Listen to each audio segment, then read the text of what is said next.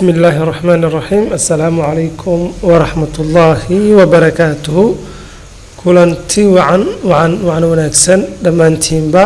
ميل والبواد جوجتان وحاد كسو دباتان درسيجيني تحانا هينوها كورسادا جافا Programming Language وعلى بسوجيريا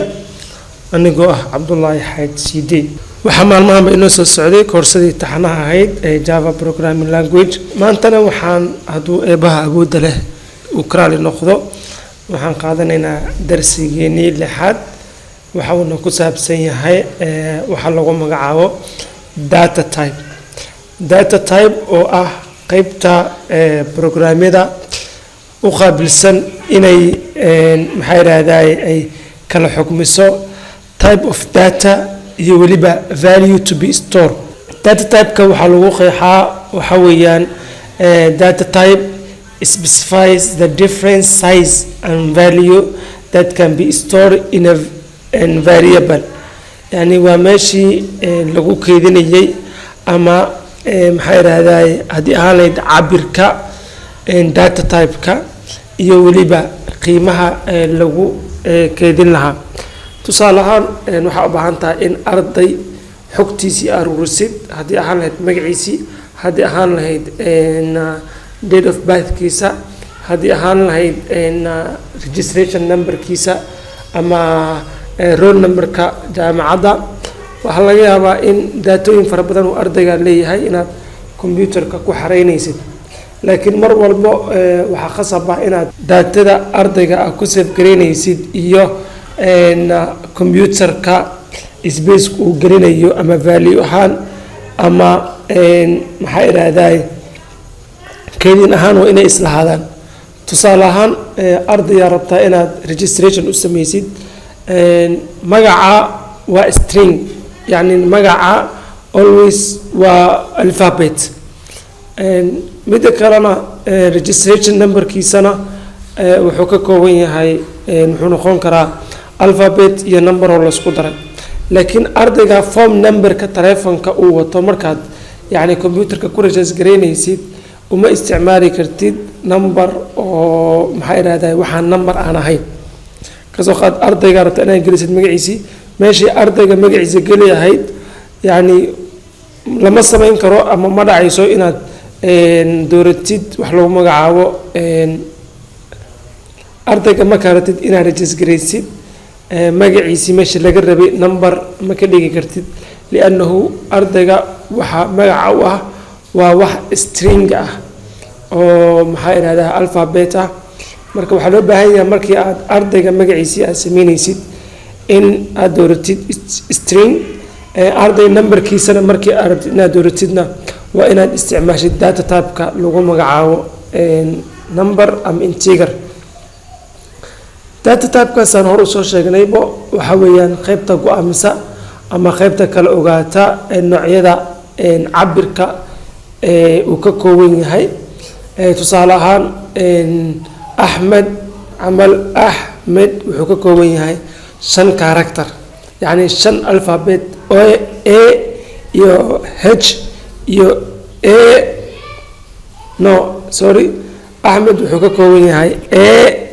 iyo H iyo M iyo D iyo E shanta waxa lagu magacaabaa each one waa each character saa awgeed yani waa inaan isticmaalnaa character mid kalena saskiisana waa inaan maxay raadayay ku darnaa asagana guud ahaan data type ka waxa loo qaybiyaa laba qaybood oo muhiim ah oo waaweyn waxaana lagu kala magacaabaa qaybta koowaad waxaa la dhahaa primitive data type iyo qaybta kale waxa lagu magacaabaa non primitive data type primitive data type ka waa qaybta basic ah data type ka uu leeyahay qaybta kale non primitive ka waa qaybihii basic ahaa oo la isku daray oo waliba lagu daray qaybaha dambe ee loo keydiyo tusaale ahaan classeska oo ah container ay ku jiraan numbers iyo kuwaas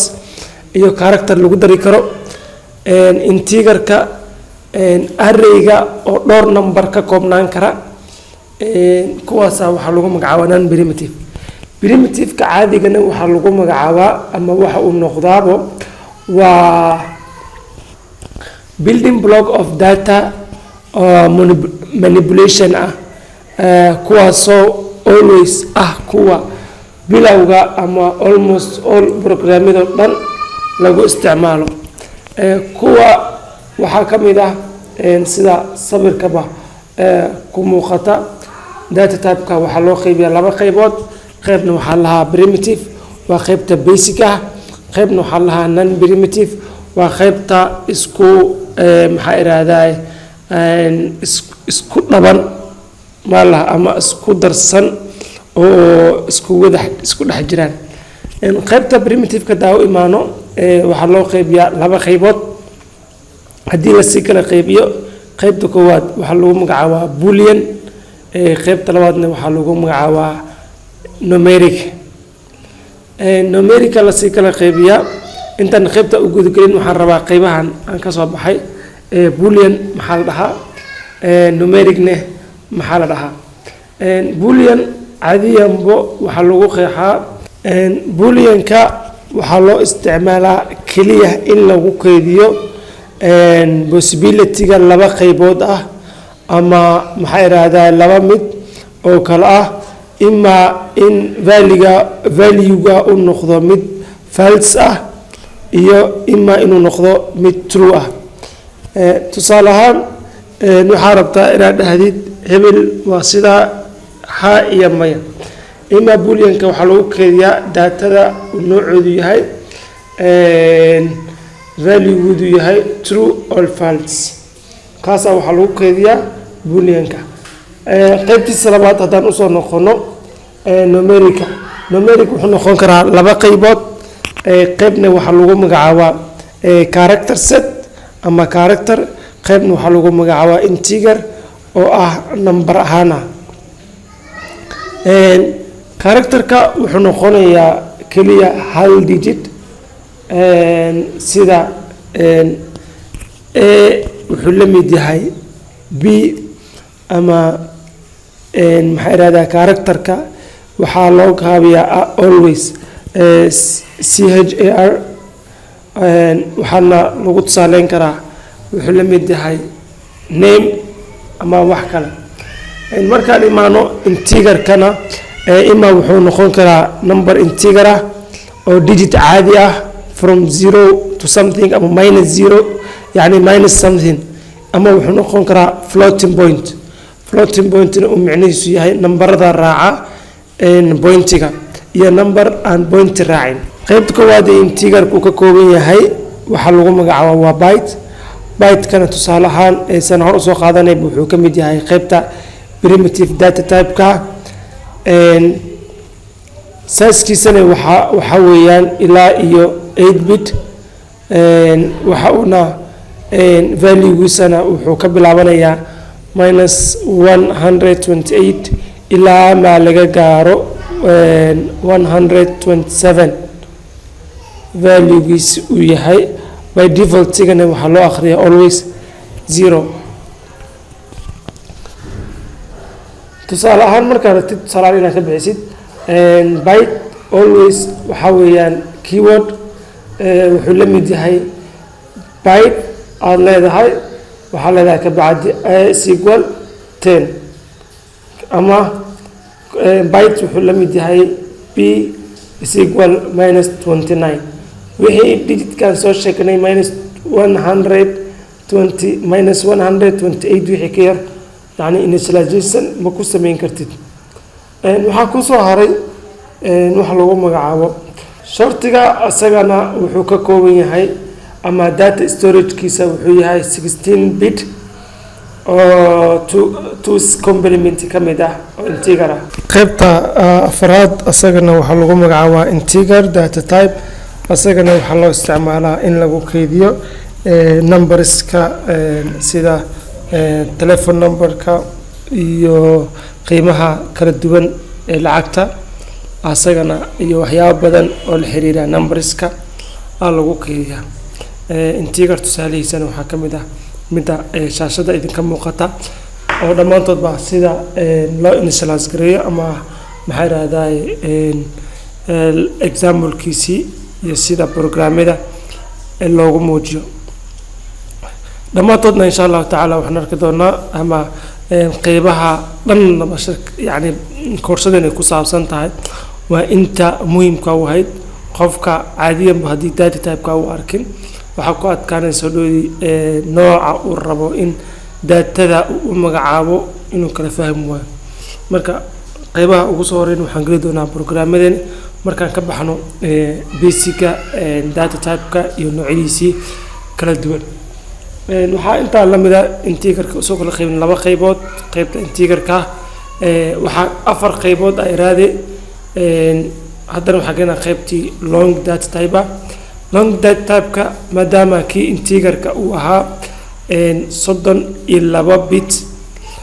u dhaxeeyay digitkan shaashada ku muuqata ilaa iyo digitkan uu keedinay marka waxaa laga yaabaa dadka qaarkood ama uu maxay raadaan dadka programmerska inay mararka qaarkood u baahdaan data saas u badan maadaama kaliya integerka uu keedinayo 2 power 31 ilaa iyo maxay raadaan sorry intaan ku celiyo intaan waxaan ka galaynaa qaybta saddexaad integerka uu ka mid ahaa qaybtan waxaa lagu magacaabaa int or int data type ayadana waxaa loogu talagalay in lagu keydiyo digitska ama whole numberska inta maxaa irahdaa uu store gareyn karo waxa weeyaan 32 bit aan loogu talagalay in lagu keydiyo value-gisana wuxuu ka bilaabanayaa ama waxaa lagu keydin karaa -2 power 31 ilaa iyo 2 power 31 inta kadib tusaalooyinkana dhammaan programmadeeni way ku jiraan sida loo initialize gareeyo ayadoo weli programmada soo socda aan ayagoo si deep leh ama programmada waaweyn dhexdooda aan ku arki doono haddii allah awood leh laga helo qaybta saddexaad ama iraade qaybta afraad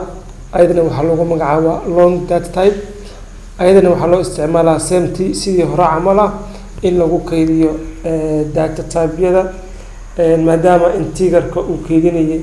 2 power 31 waxaa loo baahanayaa marar qaarkiis in digitka ay yaraadaan marka si kaa looga maarmo qoladan programmerska waxay soo kordhiyeen data type-kan lagu magacaabo long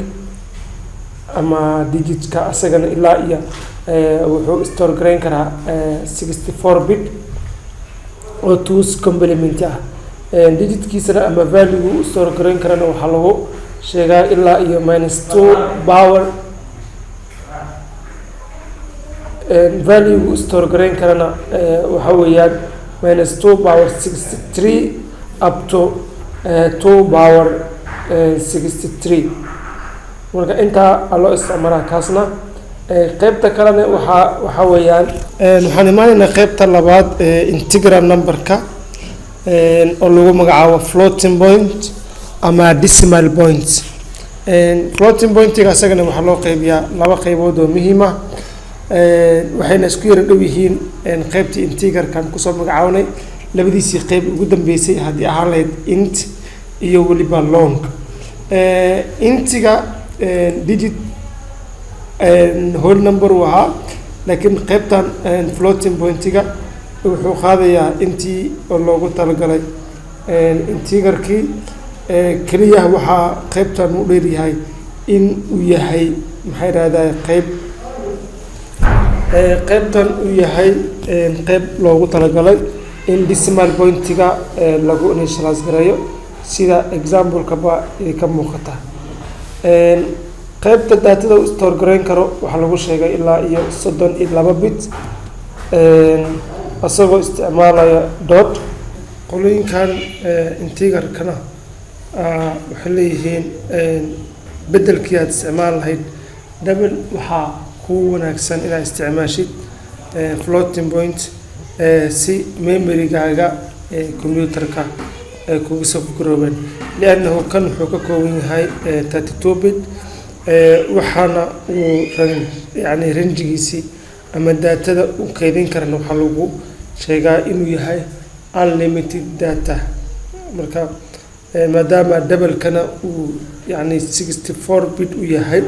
yani daatada uu ama space-ka uu ka qaadanayo haddana sidaas la mid ah si space-ka loo ilaaliyo waxaa loogu talagalay in la isticmaalo